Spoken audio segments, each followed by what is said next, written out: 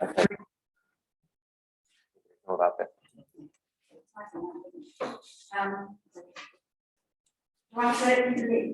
No, that's automatic. In fact, they should be coming now. No, definitely not. Okay, should be good. And I'll have my computer. I'll be able to do this. Good.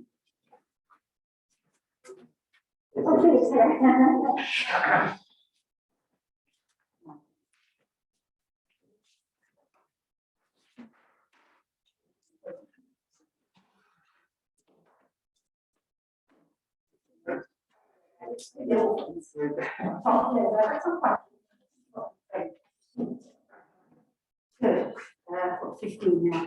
I think I'm going to sort of start and introduce you.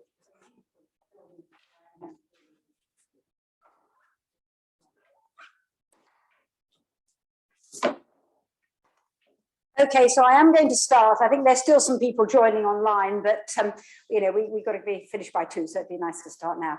So first of all, welcome. It's wonderful to see you all here. Thank you all for coming. It's absolutely brilliant, and I know you know it's going to be a great talk, but it is very nice to see everyone, and it's lovely to have so many people at a 3CL event. And you are just the ones in the room. There are also some other people out in the ether from not just in Cambridge, but from all over the world, virtually joining, and no doubt we'll hear from them later on.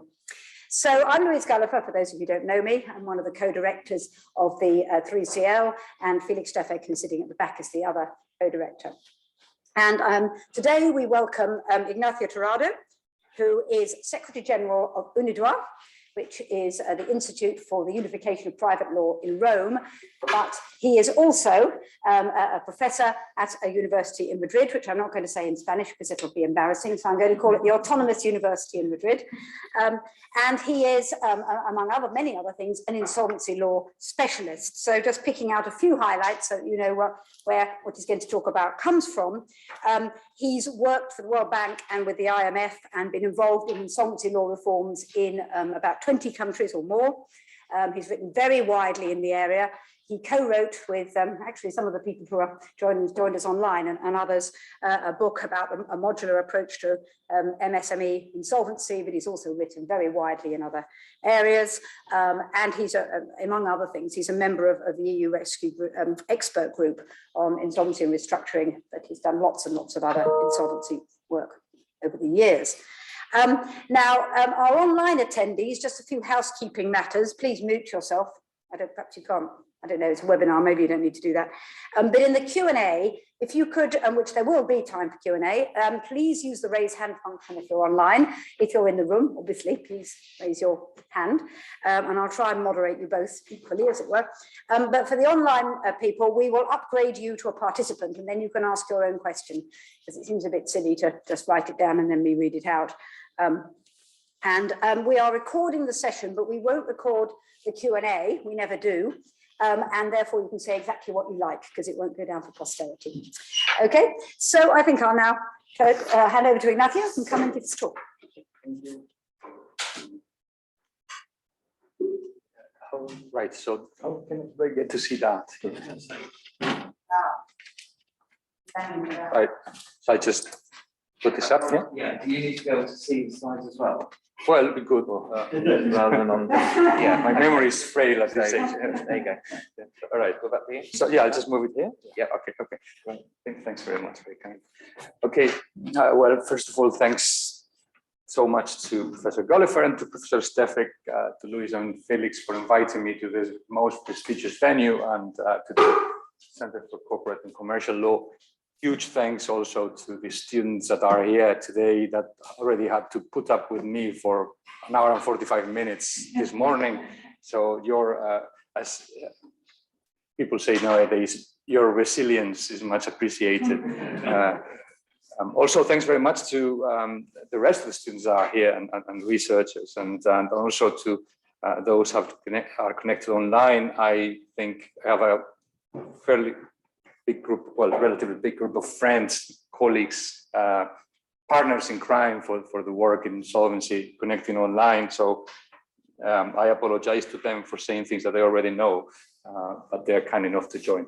Anyway, so because there are so many students participating in this talk, I wanted to sort of introduce a number of introductory reflections, and I apologize for those of you who think they're too basic.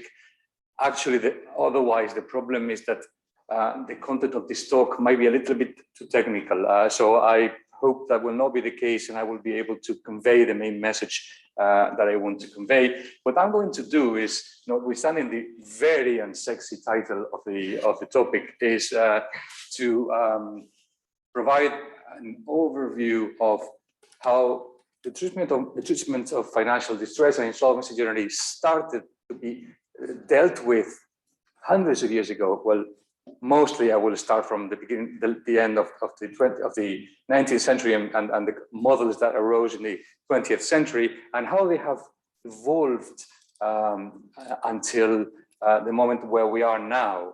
And things have drastically changed from certain model to transition into a completely different type of approach to business distress, which I think is quite interesting. I like to say from the start that we are far from having finished that journey. We are very much in the middle, and that's why this talk makes sense, and that's why research and doing work on this is important, because we need to ensure a transition as smooth as possible to a more, let's say, efficient or adequate system. So let me tell you a little bit about where we come from. And I think it's important that you know this so you can appreciate the change. The original insolvency system was always a system which was very formal. It was three things. It was basically collective, meaning it involved all creditors. It was mandatory. It concerned all creditors that actually wanted to receive anything out of the debtor, and it was extremely procedural. So insolvency law historically is conceived as a mechanism of enforcement, and if you try to think in your own countries and your own systems, then you might, for example, in the UK, the traditional formal insolvency would be the winding up, although it has always had other proceedings around it, but that would be the classic, or the Konkursordnung in Konkursrecht in Konkursverfahren in Germany. After that was Insolvency, La Quiebra in Spanish-related countries, Spanish-speaking countries, Fallimento in Italy, and so on.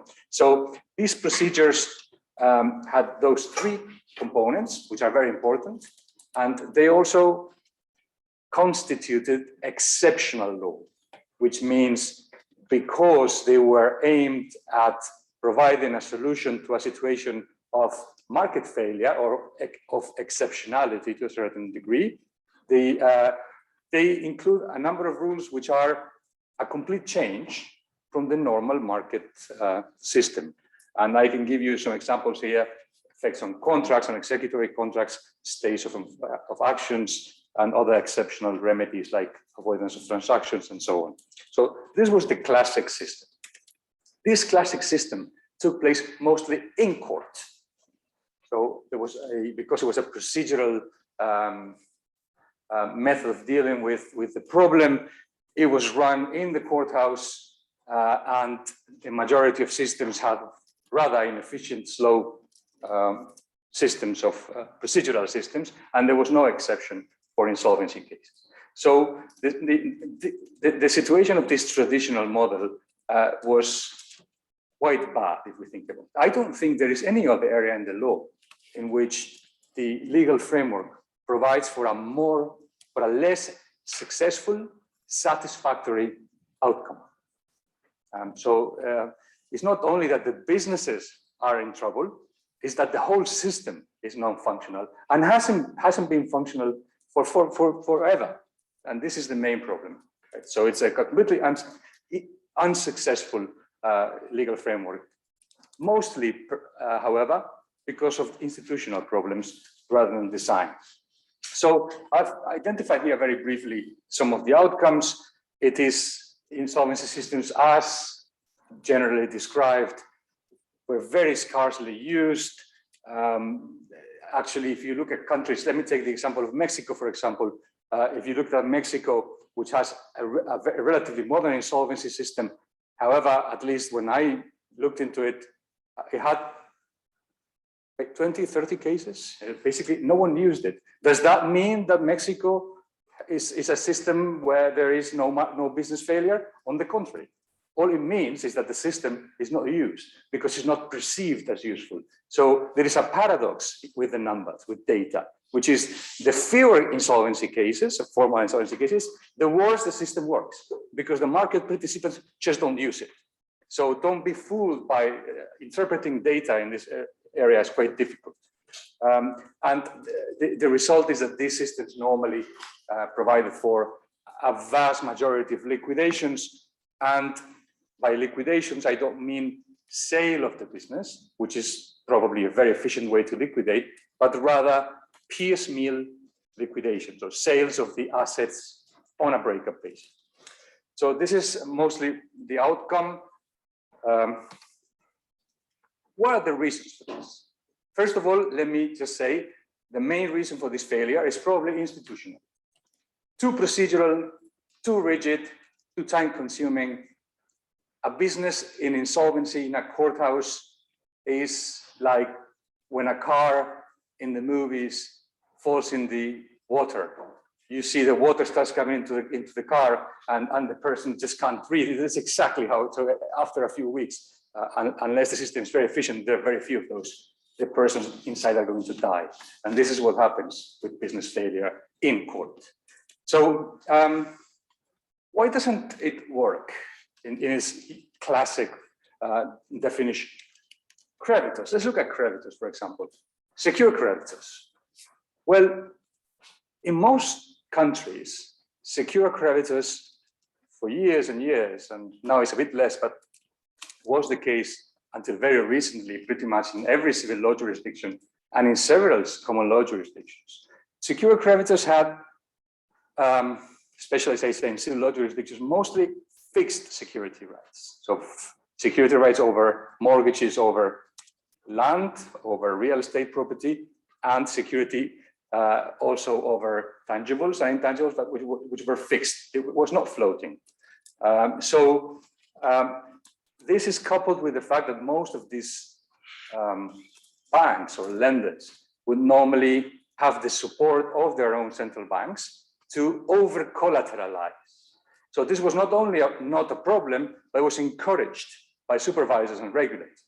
Therefore, what banks would do, also because they normally have higher bargaining power, would be to require more collateral much more collateral than the value of the loan, especially in business practice, because it's less regulated in that sense.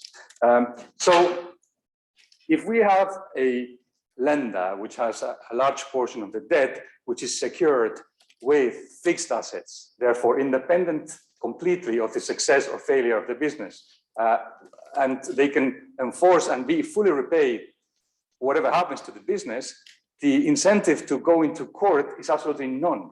So they can enforce, and if they go to court, it will be to enforce, but certainly not to strike any deal. Let's look at other creditors, and we would make a slight difference here. Sophisticated creditors, it could also be banks, but perhaps or unsecured, and the larger the business, the more percentage of unsecured debt there is. This is very important that you bear this in mind. So if you are very small without security, you won't get a loan. If you are very large, you might get a loan without it. So it's a very different, and that matters a lot. In this category of sophisticated creditors also included those which either have security rights which align the interest of the debtor with the interest of that creditor, because there's a floating charge or because there's a pledge over the shares. So if the business is to have any value, then the shares have value, then the collateral makes sense. Or other aligned types of securities would be, as some of us saw today, security rights over receivables and the activity generally. Or more recently, those creditors which stopped looking at the insolvency of a business from the perspective of, do I have enough fixed security over assets, and therefore I don't care about the life of this business, or do I actually care if this business is rescued? And that would be because I want this business to continue to be my client, for example, and for other reasons. So that has changed. In this case, do these businesses want to use a formal system? And we did in a European Commission funded project with some dear friends, Professor Ruiz Mocal, Professor Stangelini and others. And we came to the conclusion that at least in most jurisdictions analyzed, these sophisticated creditors would have as the least preferred option going to court for any reason, because they would lose control. The idea of losing control because of lack of trust in the institutional framework in the courthouse was key. So they do pretty much anything not to use that system as well. So secure creditors with fixed assets, no interest. Other sophisticated creditors, no interest whatsoever.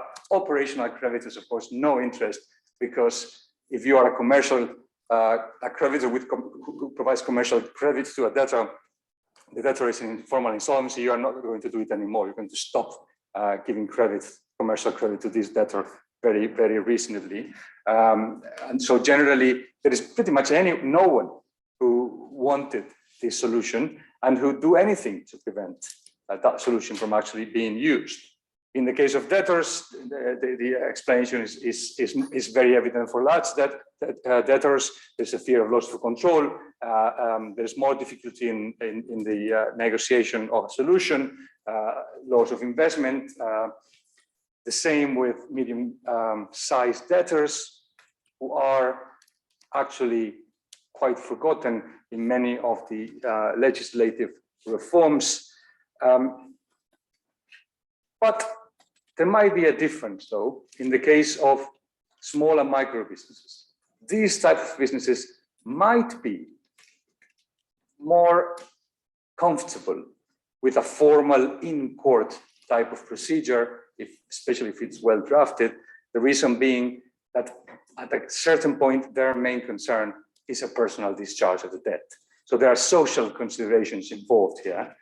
So while on the one hand, they normally have a family business and therefore they're invested in it and won't do anything to avoid losing it, at a certain point, they will need to seek a discharge. So in short, this type of procedure, so I'm changing this, but you're not saying if I change that? Sorry, how can I make it change there? I'm sorry, I thought you were seeing this.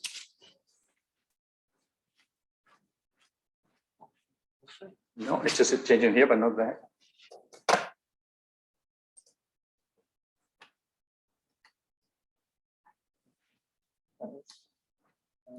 Now yes, okay. All right. I'm sorry, I thought you were seeing it from the beginning. Right. That's too bad because they look very nice. So okay. So this is a summary. I'm very happy to make these slides available for you. This is a bit of a summary of what I just said. So this context of let's do something about this because no one uses this because it doesn't work. So what's been done? Something's been done. This map portrays legal reform in the area of insolvency around the world. It's massive. And this is in the last, I believe it was 20 years. There are many more countries than these. There is no other area in the law, probably, apart from IT law, where there's been so many changes in insolvency systems around the world. So looking at how that happened and why is a very important part of an analysis, I think. So my thesis, and what I try to convey to you here, is that there is a process of deconstruction, of loosening the tight joints of a procedural formal system, which is going on in several stages. One first stage is the dismantling of the mandatory collective action procedure, either by selecting the parties or the system. This is stage 2, which is the procedural deconstruction of the system, which is already going on as well. And the third is still under consideration in most countries, which is to not only deconstruct the law of insolvency, but laws which are not insolvency law, but which produce certain incentives to the parties that participate in insolvency, which severely influence how insolvency outcome. Right. So before that, a little bit of theory here, and this is, if you are a strange person like me and like some of the friends that are online, and perhaps also Luis and Felix, and you enjoy these things, I think we have a very brief discussion about this. When should the deconstruction start? When should we look at a sort of choice menu, or when should we start to give options to the parties? Should we do this at the beginning? And I'd like here to revive a very old theory, which I always found extremely sexy, although not very much applicable in real life, which is that of Professor Rasmussen. Back then, I believe he was in Vanderbilt, and then he moved somewhere else. It's from the 1990s. Professor Rasmussen tried to counter-argue, tried to overcome the most dominating theory in the history of bankruptcy law, which is the theory, the creditor's bargain theory of American law and economic scholars, which was deemed some sort of Bible, which couldn't be contradicted, or you would be accused of being old-fashioned and other things. Well, it's not that Professor Rasmussen and his theory was actually not economic. It was actually extremely economic. He just challenged some of the ideas of these law and economic scholars. And he said, well, you all get it wrong, because you think insolvency law is about a mandatory collective procedure, which is explained by means of a bargain exposed. So let me explain all of this. What Jackson and Baird and others wrote this Bible in several chapters. What they said is, look, in the insolvency of a debtor, there is a collective action problem. The collective action problem mostly means that the parties should agree to behave in a way which maximizes the return to creditors generally. This was the creditors' bargain. If they got together absent transaction costs, what they would agree was the most reasonable, the most efficient solution to the insolvency of a debtor. What's that? And what they said is, well, instead of having no insolvency law, which would allow debtors to race to collect and therefore destroy the going concern value of a business, you refrain from doing this, get into a collective action so that you can maximize the value of the insolvency or bankruptcy state and maximize the return to creditors. So Rasmussen said, yeah, fine, but you got it wrong, because this is not about a contract between creditors. This should be about a contract between the debtor and his creditors. So for Rasmussen, this whole thing was, or should be, a term in the contract when the debtor was formed. What he said is, when you incorporate a company, you should choose which insolvency regime would apply to you. And he produced a menu of options. So no system at all, a system absolutely tailored by that debtor, or an automatic auction of the assets, with the view of the main purpose of Rasmussen saying, well, if you do that, this is just a contract. If you do that, you will be able to choose based on your characteristic as a debtor, on your strengths and weaknesses, on the type of assets you have, on the type of business that you develop. In this case, you should know which system is best for you to minimize cost. So he said, if debtors are able to do this, then creditors will lend lower, at a lower rate, cheaper, like that. That is the main idea of this, of Rasmussen simplifying a lot. Of course, the system doesn't really work because it doesn't take into consideration changes in the business exposed, and it leaves out non-contractual creditors. So it has a lot of limitations. But he was the first one to argue convincingly, and then after him, others like Schwartz and Hart said, we need an insolvency system which is tailored to the characteristics of the debtor. And there, I agree. And that hasn't been really developed until now, as we will see. There is a very recent paper, which I think is important, has been just published by Kanneke, Kingdom Wende, who are corporate finance lawyers, economists from German and Swiss universities, I think. And they have come up with some evidence stating that there is what they analyze is the strength of the security rights and the effect of the strength of security rights in the increase of default or crisis costs. So what they say basically is, so if you strengthen the security rights of creditors, then what this does is it gives them all the power.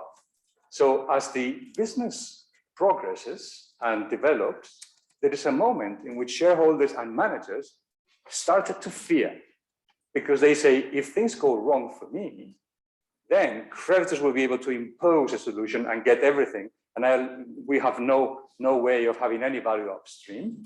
And therefore, they start investing and in insurance and other protection mechanisms, which are suboptimal from a corporate investment point of view, but which exposed would give them a better position than if they hadn't done those. In other words, what he's saying is, if you give a secure creditor a very strong right, as you approach difficulties, financial trouble, you are going to start to change your behavior, and you're going to start to make unprofitable investments to protect your position.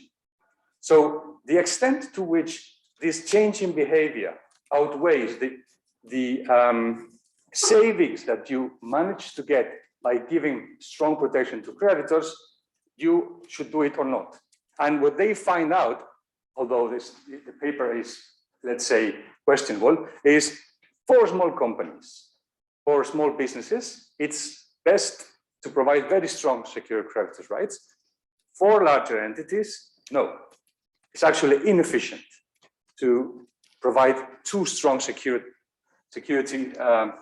transactions at the onset, because that creates misbehavior exposed. So if we get all this evidence together, the outcome would be that although there is a possibility to consider flexibility ex ante, it doesn't really work. And the reason is, if I may chip in here, I'm sure Professor Gulliver will agree with me, is that all these theories are based on the existence of a perfect trade-off between the strength of the rights of secure creditors and the automatic increase in the amount of credit available and the lower price of that credit for debtors. So the stronger the mortgage, the stronger the pledge, the cheaper I'll have access to credit, even within insolvencies. And that is just not how things happen in practice. In real life, if I go to a bank, ask for a loan to finance my business, and I say, well, I'm not going to give you an security right, but you should feel free to charge me more interest rate. What will the bank say? The bank say, I'm not going to give you a loan unless you give me a security right. So this is just not true. It's not how it works. It's sort of a Hobson's choice for the vast majority of debtors. So this automatic trade-off is not correct and therefore doesn't work very well. Anyway, what these guys got right, no doubt, is the fact that uniformity doesn't make sense. That insolvency systems have to, and that's been going on, have to be treated differently depending on the type of debt. Why? Many reasons. First of all, there are differences of information that these debtors provide to creditors. The smaller the business, the worse the information that's available, and therefore the more difficult the decision-making process. There is a difference in asset structure. Believe it or not, if the, I'm sure you'll believe it, the less tangible the assets of a business, the more costly the credit will be. So that also matters a lot. The technical capacity of the debtors is different depending on the size and the complexity of the activity. The incentives of debtors are different depending on the size again. If it's a family business is one thing. If it's a business which has outside investment or is a large corporation, let alone that, the incentives of managers and the parties may vary. And so there is a lot of evidence concerning types of debtors, types of behavior inside and outside of insolvency. And I copy here a very small set of conclusions, which only concerns European countries. But this is basically based on BBVA and ECB data. It says that micro businesses have mostly secure debt at the top with just one bank, higher percentage of tax debt than any other type of business, and a ratio equity debt which is higher than bigger entities. So this is the structure of creditors. So on the one hand, we've seen the differences in the way assets are and behavior of debtors, but the change also happens on the creditor side. Creditors, depending on the type of debtors, are completely different. And therefore, you can't provide a one-size-fits-all type of procedure. For medium banks, you have that there is one or two banks, but these are the ones that resort to bank debt most generally, and labor law liabilities increase in this type of debtors. In the case of large entities, the data available states that much of it is unsecured, and that there are bond securities issued, and there are several banks involved. So a lot of highly sophisticated creditors sitting on the table, and that makes a big difference. So if we have different incentives, different assets, different creditors, how can we ever propose the same insolvency solution? It just doesn't make any sense. And Rasmussen said it, and he was right. And I think at this stage, everyone must admit that this is the case. So the main outcome of this analysis was, and this is the insolvency project that we prepared for the European Commission, was for large debtors with a structure of creditors like we've seen there, the best solution is to be flexible, is to let the parties work because they're repeat players, because they know each other, because they are sophisticated and they are going to maximize value. So let's provide a system which is not necessarily too hard, too rigid, and too procedural. In this context, the deconstruction stage one, and I'm afraid I'm going to have to speed up a lot. The deconstruction stage one is doing away with the mandatory requirement. For Rasmussen, insolvency law was not mandatory. It was a contractual clause. Therefore, it was a default regime. The parties could agree to something else. Legislators over the world haven't gone that far. But what they have done, and this will be very familiar to all of you, at least to those of you who are well versed in English law, is the possibility of loosening the solution by including a procedure where not all creditors need to be involved. So it's not mandatory for all creditors, only for those that are chosen to participate. So the idea of this procedure is of loosening this first degree of deconstruction is we won't get all creditors on the table, only those creditors which we want to negotiate with, which would be banks, bondholders, and some strategic creditors in executory contracts, lessors, blah, blah, blah. We will not include here operational creditors, meaning suppliers and so on. Those will be paid in full while we negotiate.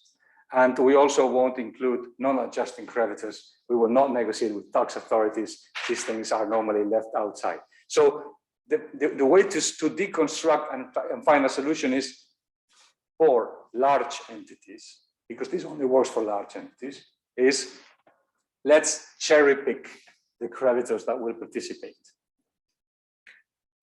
This flexibility is key, and it started in countries with floating charge systems, but now is spilled over to many other countries. And this is actually now perhaps the most successful system of dealing with insolvency for large entities all over the world. And here, of course, I'd like to highlight the schemes of arrangement, which are the first, perhaps, system that had this approach. Schemes of arrangement, which, as we were mentioning before, by no means was created as an insolvency procedure. But operators in the market in England realized that the system that they had envisaged for takeovers and for other corporate transactions could be very well used also for a flexible way to restructure debts, and they used that.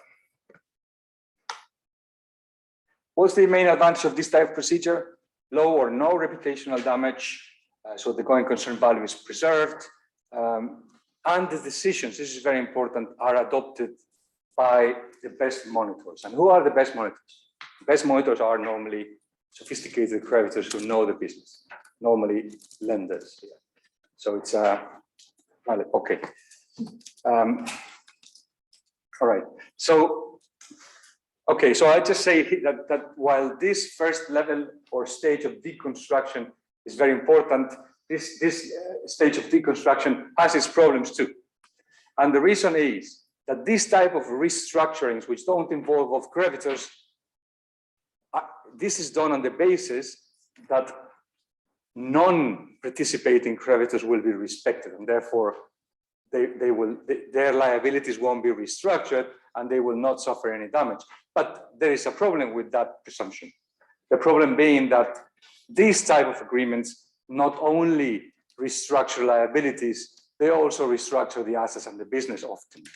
And therefore, what happens in these proceedings is there is really a restructuring of the whole business as a going concern, which therefore affects the ability and the level of risk, therefore the ability to be repaid in the future of creditors who on its face were not affected because they were not called to the procedure, but in reality they could be accepted by modifying the business. So this is a problem, and there are different ways through which this is tackled, but we don't have the time to go over them. Just bear in mind that this is something which needs to be looked at. It's not as easy as say, I don't need to include you in this negotiation because I'm not going to touch your debt, because ultimately the risk of repayment of the debt is altered.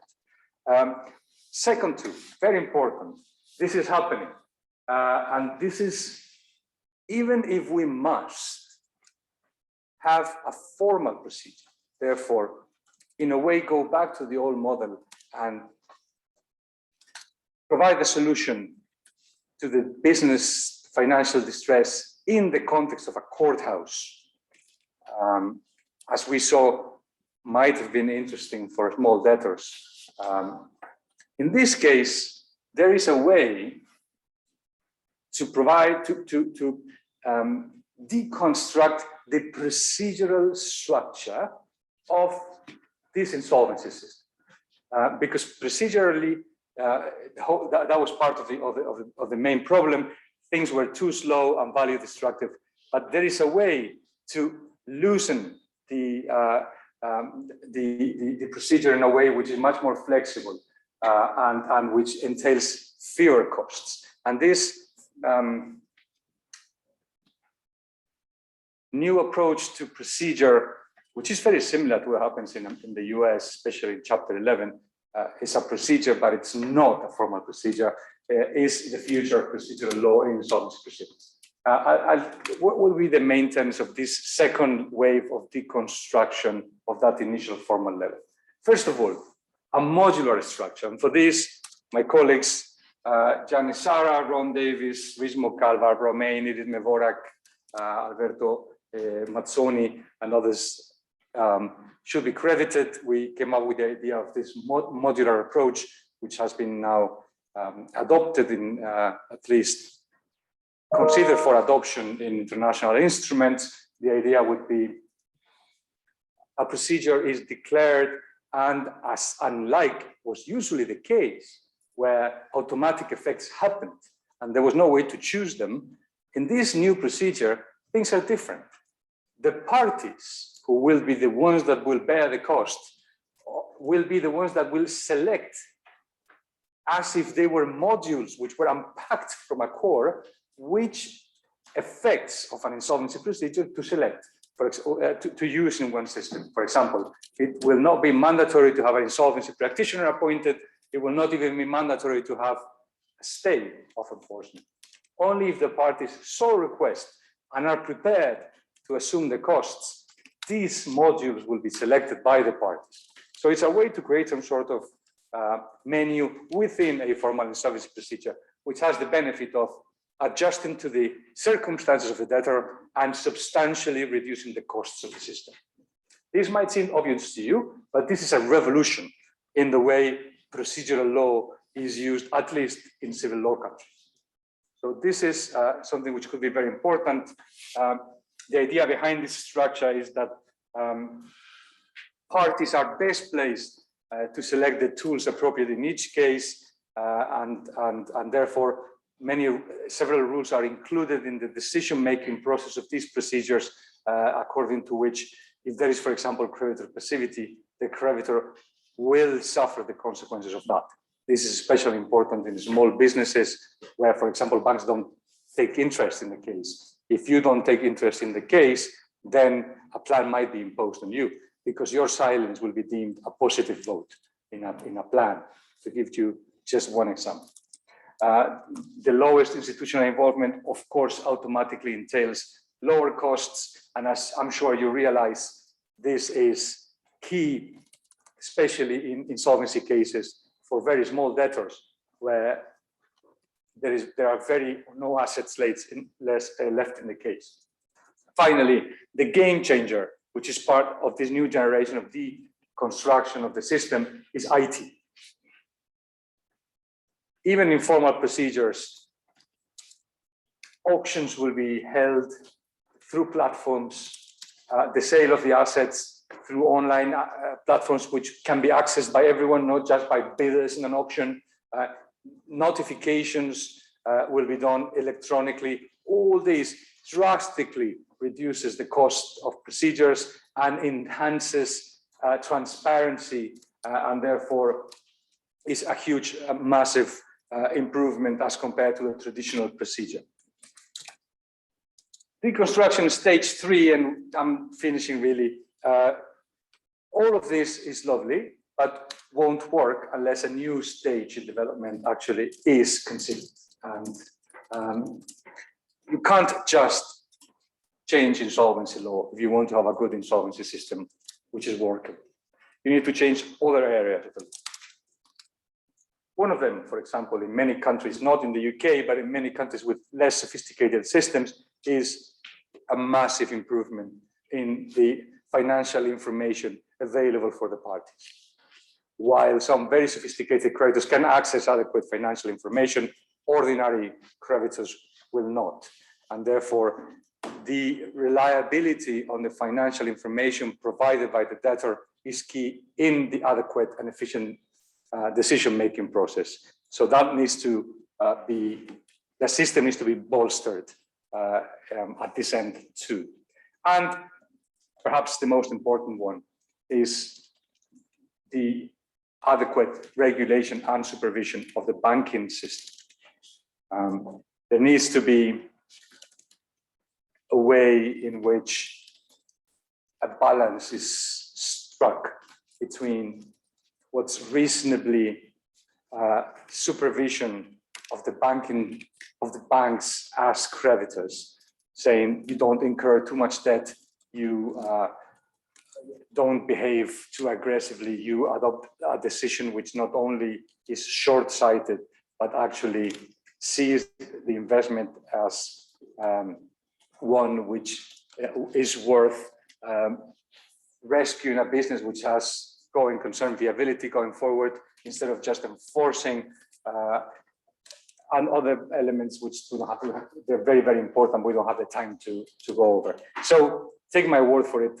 There is absolutely no way an insolvency system will work no matter what you do if the banking regulatory system is not adapted to it. And this is very difficult to achieve in practice. So some conclusions: the deconstruction of a classic formal system is very much underway, but we are in the middle of the process. We are going to need to encapsulate a system which protects mechanisms as the schemes of arrangement, for example, which provide plenty of flexibility for larger debtors, but which corrects some of the deficiencies of the system. We are going to move towards a system in which the type of procedure is defined by the size, age, type of maturity, so by the circumstances of the debtor. We need to drastically transform or continue the process of transformation of procedural systems, and we need a complementary reform to other parts of the law. If we complete the process in a few years, if not decades, we will have finally completed a system in which the market will work adequately, also at the starkest end. So we're in the process, and we get there at some point. If you think your country has a system of insolvency which works great, you're wrong. All of you. I don't know where you're from. You're wrong, because while you have a system which might work well for large debtors, I don't think anyone in any country has a system which works well for all debtors. Not at all. So sorry for that. I thank you for your patience.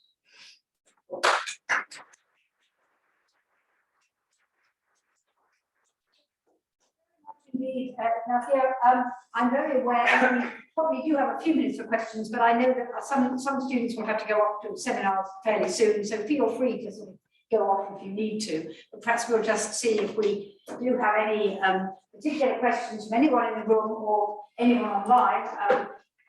We often have time to do with massive questions, but anyone in the room or anyone online, please raise your hand and have any questions or comments on what's just been said.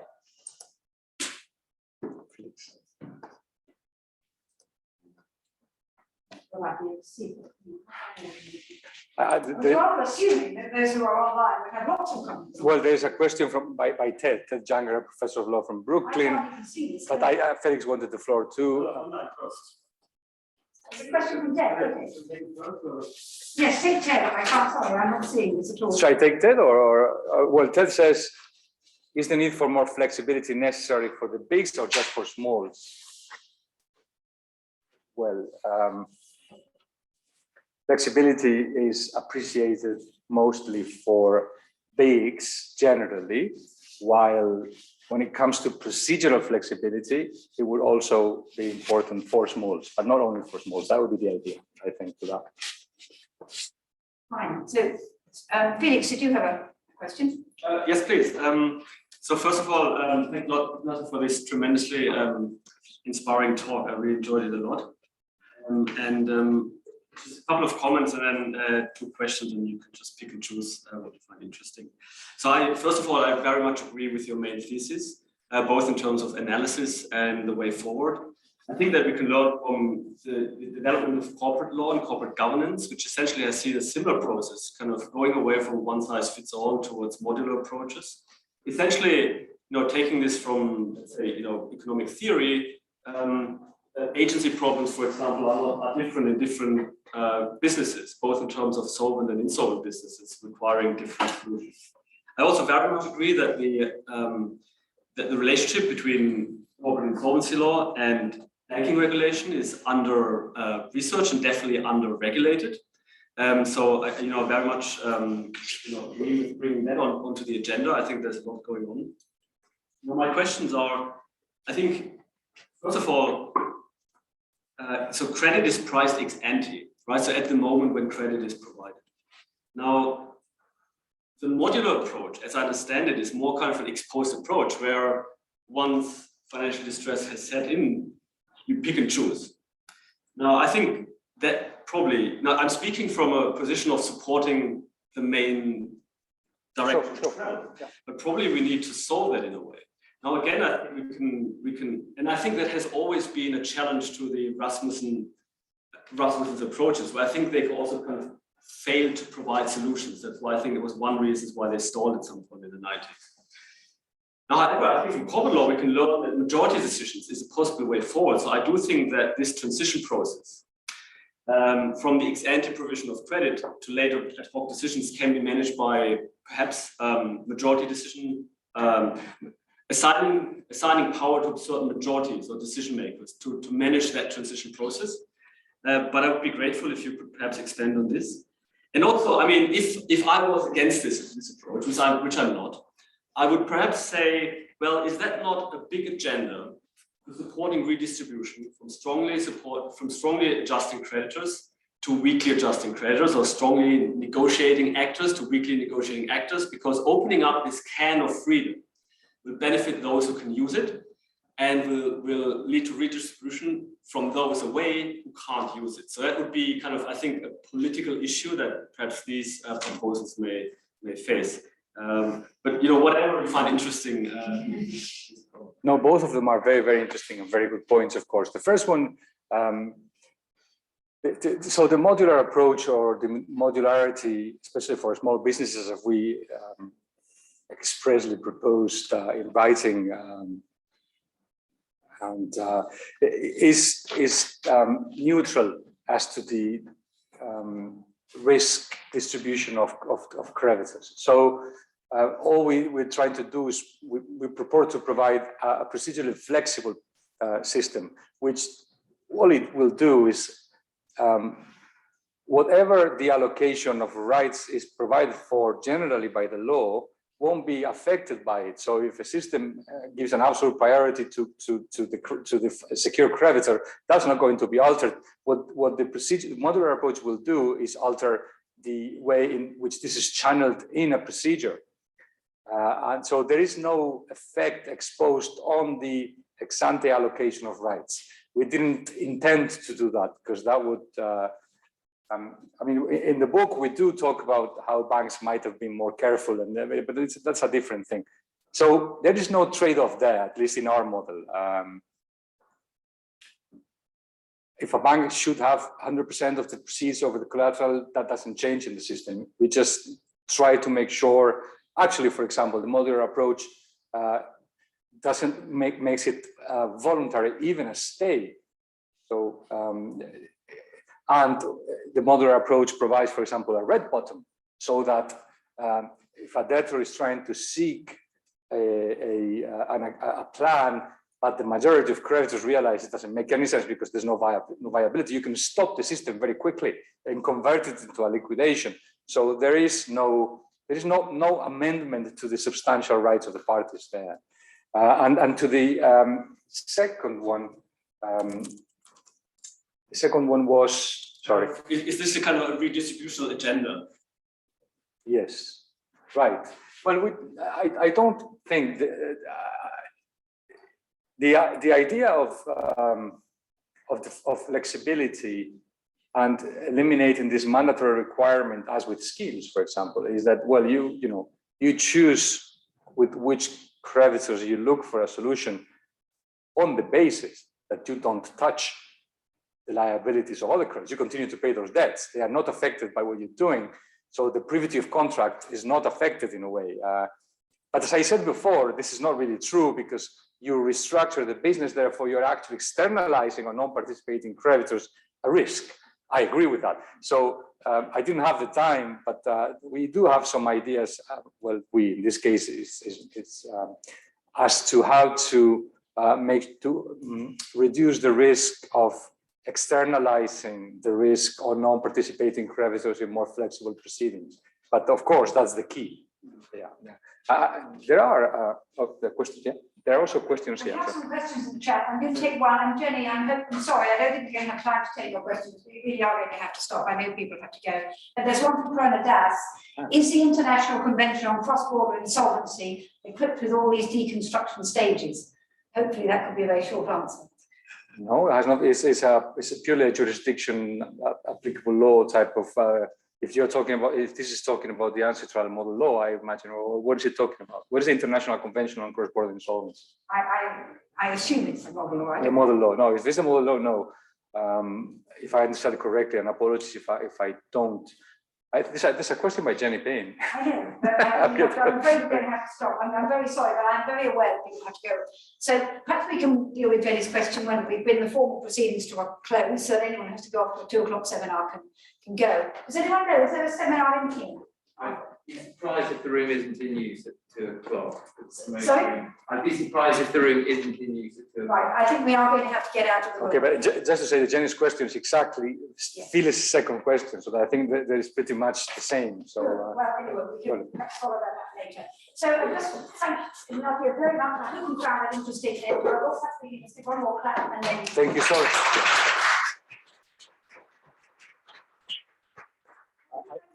Just quickly to say, there is another seminar next week, another seminar here, notably here and online. Steve will be online, and it's all about 3D printing.